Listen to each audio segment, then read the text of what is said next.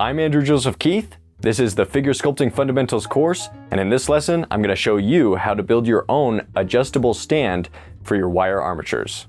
First, let's consider when you'll need a stand to support your wire armatures and when you can probably get away without one. Think about the pose. If we're sculpting a standing pose, we will probably want some kind of external support for the armature.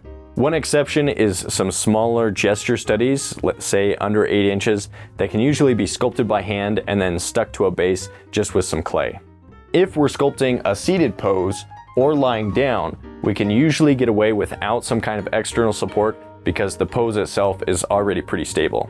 For these sculptures, some clay will usually be enough to secure the armature in place.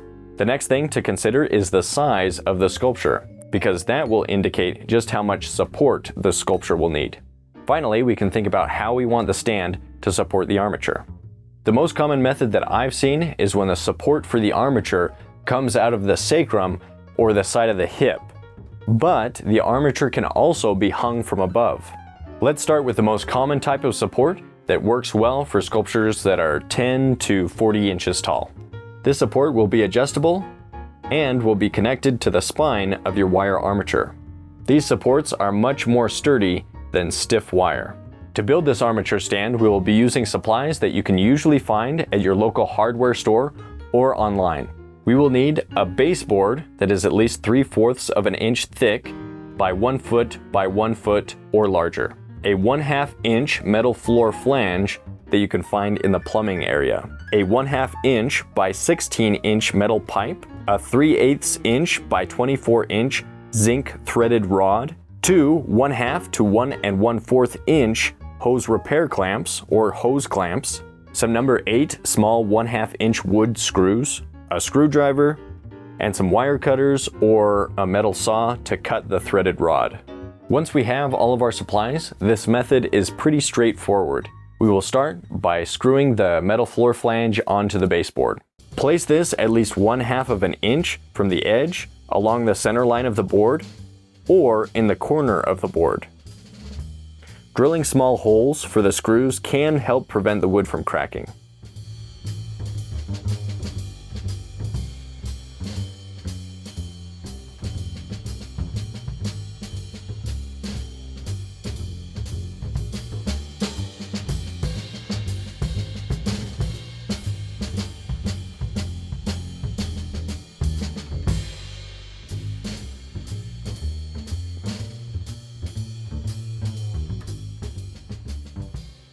Once we have that in place, we will bend out the threaded rod to the shape that we need. We are going to bend the threaded rod 90 degrees in 2 places to make a Z shape. The first bend is going to be 8 inches in at a right angle. An easy trick is to place part of the rod inside the metal pipe so that it hits the opening of the pipe right where we want to bend the rod. This gives us more leverage and makes bending the rod much easier. Now we're going to come out 6 inches from the bend we just made so that we are about 2 inches away from the end of the rod. We are going to bend it 90 degrees in the opposite direction of the first bend, making that Z shape. Now we can use a metal saw or wire cutters to make a cut about 4 inches down from the first bend. If we place the edge of the pipe at that weak area, you should be able to bend and break it. Now that we have the threaded rod bent into shape, you can twist the 1/2 inch pipe onto the metal floor flange, securing it to the baseboard. Then slide the hose clamps onto the metal pipe and slide the threaded rod inside the 2 hose clamps. Make sure that they're spaced far enough apart. We can then use the screwdriver to tighten the hose clamps and lock the threaded rod in place. One thing I see a lot on pre-manufactured armature stands is that they usually support the armature by attaching to the back at the sacrum. I prefer not to use this area because there are a lot of important landmarks and features around the sacrum. Instead, I try to have the support in the mid or upper back area, and if it is at the level of the sacrum, I try to have it coming off to one side. If you want to have it coming off to one side, you can place the floor flange in the corner of the board instead of on the center line.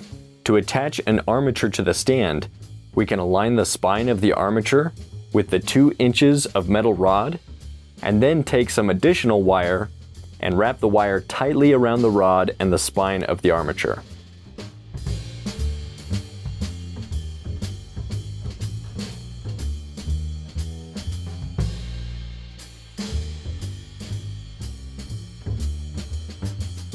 If you need to adjust the armature, just loosen the hose clamps, move it into place, and then tighten them again. The advantage of this type of stand is that it's adjustable, it's reusable, it's pretty sturdy, and by using sturdier materials like 1-inch pipe instead of 1/2-inch pipe, we can make larger stands for larger armatures going all the way up to about half life size. The disadvantage is that there will be a metal rod sticking out of your armature, and it will cost about the same as if you bought a smaller armature stand that was pre-manufactured online. Though I find that this one, made at home, is a lot more sturdy than most of the ones that I've seen online. Another option for supporting the armature is by hanging it from above. This can work well because then you don't have to worry about running into the support as you sculpt the body. For the hanging armature stand, we will be using some of the same materials as the adjustable armature. But instead of threaded rod, we will want another section of 1/2-inch pipe, around 8 to 10 inches long, and a 1/2-inch 90-degree elbow joint. We will also use a longer 24-inch pipe. This type of stand is a lot easier to make, and it doesn't require us to adjust any of the parts like how we had to bend the threaded rod in the previous stand. First, we fasten the metal floor flange in place with the wood screws at the edge of the baseboard. Then we twist the 24-inch pipe in place on the floor flange, attach the elbow joint to the pipe, twist the 8-inch pipe onto the elbow joint, and tighten it until it's snug. Align it so the 8-inch pipe extends over the baseboard. And there you have it. That was easy.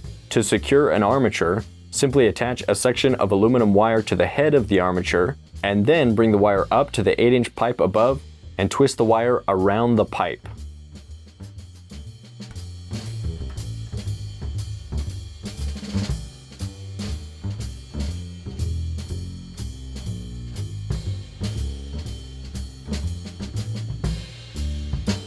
You may also want to use a bit of clay to secure the feet in place so that the armature doesn't move around while you're sculpting.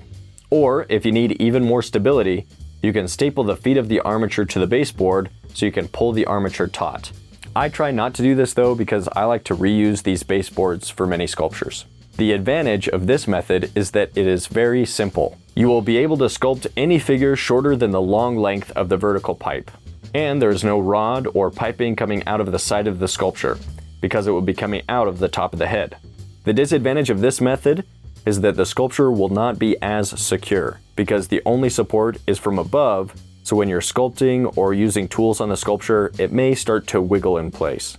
I've also had the wire break that was holding up the sculpture, so if you're doing a larger sculpture, make sure that the wire is thick, that's supporting the entire sculpture, or that you have multiple strands attaching it to the pipe above. Okay, that's it for now. The premium course has additional demos, lessons, and much more, so go check out the full course. I'll see you in the next lesson.